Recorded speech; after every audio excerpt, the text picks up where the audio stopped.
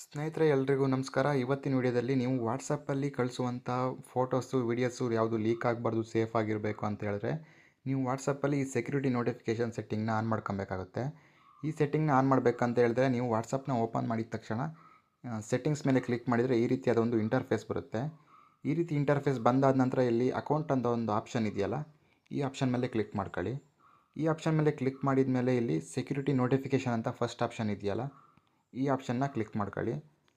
ಇಲ್ಲಿ ಕ್ಲಿಕ್ ಮಾಡಿದ ನಂತರ ಇಲ್ಲಿ show security notifications on this device ಅಂತಿದೆಯಲ್ಲ, ಈ ಆಪ್ಷನ್ನು ನಿಮ್ಮದ್ರಲ್ಲಿ ಆಫ್ ಆಗಿರುತ್ತೆ.